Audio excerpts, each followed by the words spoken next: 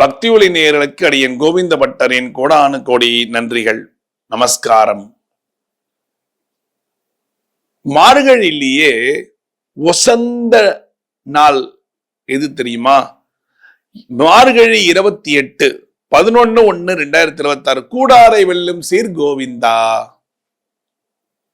இந்த கூடாரை வெல்லும் சீரை ரொம்ப கிராண்டா கொண்டாடுவாங்க. பல கோவில்கள்ல ஆண்டாளுக்கு கல்யாணம் பண்ணி வைப்பாங்க அன்னைக்கு. இந்த கூடாரை வெல்லும் சீரு என்ன நன்மை கொடுக்கும்? நீங்க சொல்றதெல்லாம் கரெக்டுங்க. எங்க வீட்டு பக்கத்து வீட்டு கோவில் ஆண்டாளுக்கும் ரெங்கமன்னாருக்கும் கல்யாணம் நடக்குதுங்க. சீனிவாசருக்கும் ஆண்டாளுக்கும் கல்யாணம் பண்ணி வைப்பாங்க. எப்ப? 28 கூடாரை வெல்லும் சீர் கோவிந்தான்னு மார்கழி 28 பயங்கர கும்பல் இருக்கும், பஜனை எல்லாம் நிறைய இருக்கும் எல்லா இடத்துலயும்.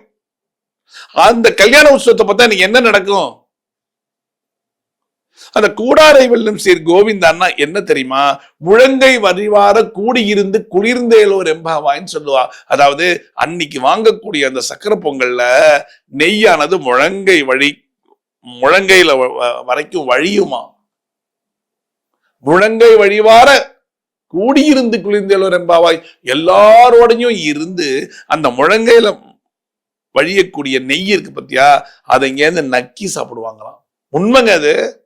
அந்த காலத்துல எல்லாம் நீங்க போனீங்கன்னா உங்களுக்கு தெரியும். உங்க தாத்தா பாட்டியை கேட்டு பாருங்க.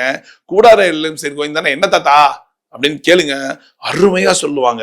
ஏன்னா அன்னைக்கு நிறைய நெய் ஊத்தி நல்ல, ஏன்னா ஆண்டாள் குளிர்ந்து இருப்பாளாம். ஏன்? ரெங்கமன்னாரோட கல்யாணம். அப்ப நீங்க செய்ய வேண்டியது என்ன? உங்க வீட்டுல கல்யாண தடையா? கவலையப்படாதீங்க. உங்க வீட்டு பக்கத்துல இருக்கிற அந்த கோவில்ல கூடாரை வெல்லும் சீர் கொண்டாடுறாங்களா? நேர போங்க, சர்க்கரை பொங்கலுக்கு பணத்தை கட்டுங்க. இல்ல நீங்க பொருள் வாங்கி கொடுக்கணும்னா பொருள் வாங்கி கொடுங்க. இல்ல நீங்க செஞ்சுட்டு வந்தாலும் நாங்க நெய்வேத்தியம் பண்ணித்தரோம் கோவில்ல சொல்றாங்களா? சொட்ட சொட்ட நெய் ஒழுக செய்யுங்க, கொண்டு போய் கொடுங்க. இதுல என்ன தெரியுமா பெரிய பியூட்டி? அந்த கோவில்ல பண்றதுதான் பெரிய பியூட்டி. மடப்பள்ளியில மண்பானையில செய்வாங்க. சோ அதுதான் உங்களுக்கு ஒரு பெரிய பியூட்டி. கூடாரை வெல்லும் சீர் கோவிந்தா அன்னைக்கு சக்கரை பொங்கல் போட்டீங்கன்னா ரொம்ப விசேஷம். கல்யாண தடை நீங்கும். தடைப்பட்ட கல்யாணம், உங்க வீட்டுல இருக்கிற பொண்ணுக்கோ பிள்ளைக்கோ கல்யாண தடை இருக்குன்னா அந்த கல்யாண தடையானது நீங்கும். சரி, அதுக்கு அடுத்தது, நல்லா இருந்தாரு என்னுடைய கிழவர், ரொம்ப நல்லா இருந்தாருங்க. திடீர்னு ஹாஸ்பிட்டலைஸ்ட் ஆயிட்டாங்க. என்ன வியாதி என்ன கண்டே பிடிக்க முடியல. கடவுளுடைய அனுகிரகம் இருந்தா கண்டுபிடிச்சிடலாம்ல. அப்ப நீங்க செய்ய வேண்டியது என்ன தெரியுமா? கூடாரை வெல்லும் சீர் அன்னைக்கு விரதம் இருங்க. காலையில சக்கரை பொங்கலுக்கு கோவில்ல காசு கட்டுங்க. இல்ல உங்க வீட்டுல பண்ணுங்க சக்கரை பொங்கல். நெய் சொட்ட சொட்ட சக்கரை பொங்கலை பண்ணி உங்க வீட்டு பக்கத்துல இருக்கிறவங்களுக்கு எல்லாம் கொடுத்துருங்க நிவேதனமா. நிவேதனத்தை உங்க வீட்டு பக்கத்துல இருக்கிறவங்களுக்கு ஒரு தொன்னையில போட்டு கொடுங்க. அன்னதானம் பண்ணுங்க. கூடாரை வெல்லும் சீர் அன்னைக்கு சக்கரை பொங்கல் அன்னதானம், நெய் சொட்ட சொட்ட பண்ணணும். சரி, அடுத்தது கல்யாண தடை இருக்கு. கல்யாண தடை ரொம்ப வருஷமா நானும் என் பிள்ளைக்கு பார்த்துக்கினே இருக்கேன், தள்ளிக்கினே போகுது. சொல்றவங்க இருக்காங்கல்ல, பொண்ணு வருது, ஜாதகம் எல்லாம் செட் ஆயிடுச்சு, ஜோசியர்கிட்ட கொடுத்தேன், இது நல்ல ஜாதகம், சூப்பர் ஜாதகம்ன்றாங்க. பொண்ணு வீட்டுல போய் பேசினா, இல்லைங்க எங்க ஜோசியர் ஜாதகம் நல்லா இல்லைன்ட்டாங்க சொல்றாங்களா? சோ இதுல இருந்தெல்லாம் நீங்க அவாய்ட் பண்ணி, அந்த கவலையே உங்களை பிச்செடுக்குது. கவலைப்படாதீங்க, உங்க பிள்ளைக்கு கல்யாணம் நெருங்கிட்டு இருக்கு. அப்ப நீங்க என்ன பண்ணணும்? கூடாரை வெல்லும் சீர் கோவிந்தா அன்னைக்கு ஒரு கோவில்ல போய் சக்கரை பொங்கல் பிரசாதத்துக்கு பைசா கட்டி செய்ய சொல்லுங்க. நீங்கள் அந்த கூடாரை வெல்லும் சீர் கோவிந்தா அன்னைக்கு காலையில கோவில்ல போய் கூடாரை வெல்லும் சீர் கோவிந்தா மார்கழி பாசுரத்தை நீங்களும் பாடணும். பாடிட்டு உங்க கையால முடிஞ்சா கொடுங்க. இல்ல கொடுக்கிற இடத்துல பின்னாடி நில்லுங்க, நீங்களும் கொஞ்சம் வாங்கிக்கோங்க. வாங்கி சாப்பிடுங்க. யாருக்கு கல்யாணம் ஆனமோ அவங்களையும் சாப்பிட சொல்லுங்க. இது கூடாரை வெல்லும் சீருடைய ஒரு பெரிய தாத்பரியம். சரி, அடுத்தது, சாமி கல்யாணம் ஆயிடுச்சு, கல்யாணம் ஆகி 5 வருஷம் ஆச்சு, குழந்தை பாக்கியங்கிறது இல்ல, எவ்வளவோ ட்ரீட்மெண்ட் போயாச்சு கேட்டுங்களா? ஆனா கடவுளுடைய அனுகிரகம் இருந்தா உங்களுக்கு குழந்தை பாக்கியம் கண்டிப்பா உண்டு. அந்த அனுகிரகத்துலதான் ஏதோ பிரச்சனை இருக்கு. அந்த அனுகிரகத்தை பெறணும்னா கூடாரை வெல்லும் சீர் அன்னைக்கு சர்க்கரை பொங்கல் நெய் சொட்ட சொட்ட செஞ்சு ஒரு கோவில்ல விநியோகம் பண்ணுங்க. சரி சக்கரை பொங்கல் மட்டும் தானா? வெண்பொங்கலும் பண்ணலாம். நெய் சொட்ட சொட்ட இருக்கணும். வெண்பொங்கல் எப்ப பண்ணலாம்?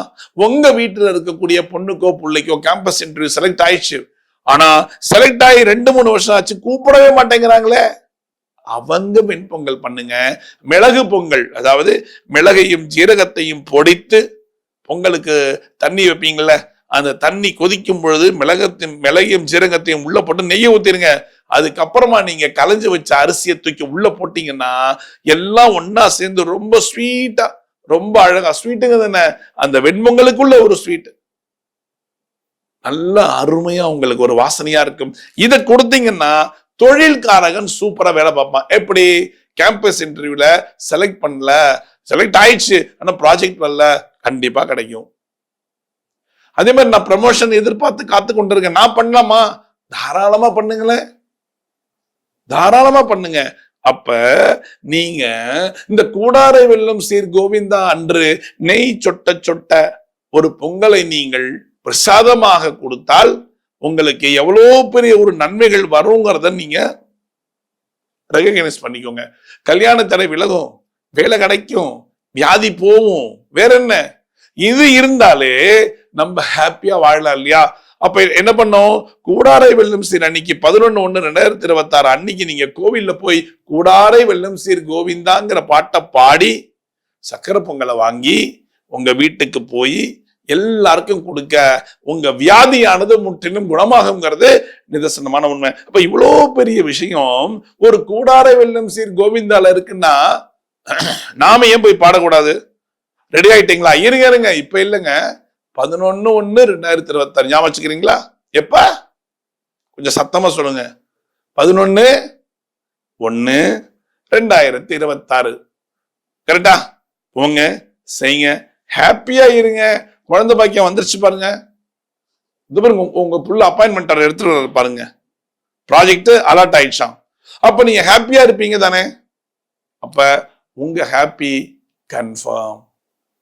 ஆண்டாளுடைய அனுகிரகம் எப்பொழுதும் உங்களுக்கு உண்டு. மீண்டும் ஒரு சாஸ்திர சம்பிரதாயத்தில் நான் உங்களை சந்திக்கிறேன். பக்தி ஒளி நேயர்களுக்கு அடியேன் கோவிந்த பட்டரின் கோடானு கோடி நன்றிகள்.